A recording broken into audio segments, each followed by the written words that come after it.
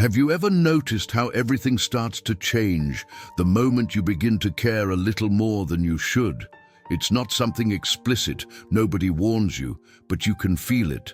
The answers become shorter, the enthusiasm wanes. The connection, which seemed so natural, begins to cool, and you don't quite understand why. Because in your mind, you're doing everything right. You respond, you are available, you show interest, and yet something slips through the cracks. Now let me ask you something, and answer honestly. How many times have you tried to distance yourself completely, thinking that it would make her miss you, and ended up only creating real distance? Or the opposite? How many times have you always been there, present, attentive, accessible, and realized that respect went away along with it? This is the point that almost no one understands. Attraction doesn't work at extremes. And female desire responds neither to total absence nor to absolute availability. What creates connection isn't always being there, but it doesn't mean disappearing either. It's something much more subtle and much more uncomfortable for those who don't understand the dynamics. Because desire is born from tension, and tension only exists when there's room to feel longing, when there is a small void, when emotional access is not unlimited. The problem is that most men confuse presence with value. He believes that the more available he is, the more secure he appears to be, more interested, more reliable. But the psychological effect is usually the opposite. Always responding promptly conveys predictability. Being there all the time eliminates the mystery. And when there is no mystery, the brain doesn't search, it doesn't imagine, it doesn't miss it. Without realizing it, you start revolving around her. And when that happens, the perceived value changes. Not because you did something wrong on purpose, but because the emotional game gets out of balance. That's where confusing behaviors arise. She starts to waver. Sometimes it gets closer, sometimes it moves away, and you end up trying to figure out where you went wrong, when in reality, the mistake isn't in a specific action, it's in the entire dynamic. Some men, when they sense this, make the most obvious move. They disappear. Turning into a ghost seems like a clever solution, but what this creates is not nostalgia, it's rupture. Without an active emotional connection, there is no such thing as a felt absence. There is only forgetfulness. Others do the opposite. They tightened more. They become more present, more available, more attentive, and what was once attraction becomes comfort, then routine, then indifference. The point that almost no one explains to you is that absence is not the same as disappearance. It's a strategic reduction of emotional access. It's about continuing to exist in her life, but not as an unlimited resource. You still talk. It's still there, but it's not always accessible. Don't respond impulsively. It doesn't anticipate every emotional need. And in that space, between one contact and another, something begins to happen. A gentle silence, a curious fact, a feeling that's hard to explain, but impossible to ignore. Because it is during this interval that her brain begins to notice. You don't revolve around her, and when that happens, something changes. And here comes the uncomfortable part. If you keep doing exactly what you've always done, you'll keep living exactly what you've always lived. The same doubts, the same lapses in interest, the same unanswered questions. Nothing changes on its own. The dynamic only changes when you decide to change your place in it. It starts the moment you stop acting on autopilot, when you choose not to chase validation, when you understand that value isn't something you ask for, it's something you earn. This decision is silent, but powerful, and you know when it happens. Maybe you don't even need to say it out loud, but if on some level you felt that this was your turning point, make it clear, even if it's just with a word, a sign. And when you like this video or subscribe, it's not because of me. It's like an internal agreement, a small but conscious step from someone who has decided to evolve, because from now on, the dynamic can't remain the same.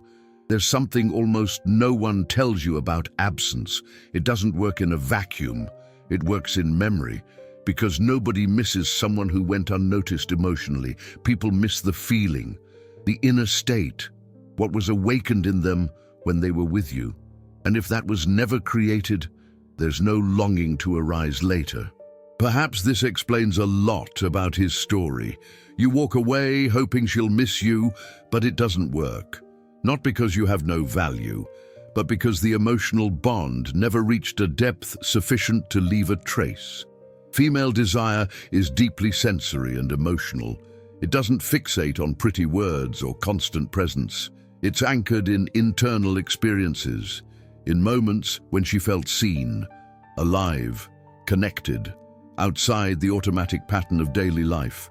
That's why reducing contact before creating emotion is a silent mistake. The brain doesn't seek out what didn't leave a mark. It doesn't relive what lacked intensity. Without an emotional peak, there is no echo. Before any conscious withdrawal, there needs to be genuine surrender, true presence, undistracted attention, that rare feeling that when you are there, you are fully present, without haste, without anxiety, without trying to impress. It's in the details that this happens. In a conversation that goes beyond the superficial, in a laugh that comes spontaneously. At a time when time seems to slow down, these moments create emotional memories, and the human brain is programmed to seek out again what made it feel good, intense, or different. When you create these peaks and then diminish your presence, something curious happens. Silence isn't empty. It becomes charged. Absence isn't cold. It has an emotional temperature. She's starting to remember. Not from you talking, but how did you feel when you were there? And that creates tension, a silent yet powerful tension, that urge to reconnect without knowing exactly why. The common mistake is trying to artificially induce this, disappearing without connection, creating distance without a story, hoping that absence alone will do the work that emotion never did. But longing doesn't spring from silence. It is born from the emotion that lingered. When you understand this, your attitude changes. You stop using absence as an escape, and she begins to use it as a natural consequence of a life that doesn't revolve around a single person. You become more selective with your energy, more aware of the impact it causes, less anxious for an immediate answer. And that, in itself, already alters the perceived value, because those who know how to create emotion and don't depend on it convey something rare, inner control. Gradually, the dynamics adjust. She senses when something has changed, even if she can't explain it. It feels because the body responds before logic. And you feel it too. You feel you don't need to force it, no need to prove it. You don't need to shrink yourself to maintain attention. This is the point where attraction ceases to be an effort and begins to be a consequence. But there is an even deeper layer to this dynamic, something that separates those who awaken momentary desire from those who remain in the mind. And before moving on, I want to know one thing. If this resonated with you, mark this moment. Finally, leave a word that represents your decision now. It could be clarity, change, or presence. Not for me, for you. There comes a point where everything starts to turn around. Not because you did something directly to her, but because you did something for yourself. And that's what's most confusing. When her life continues to be interesting without her, something silent happens on the other side. She notices, not logically, but emotionally.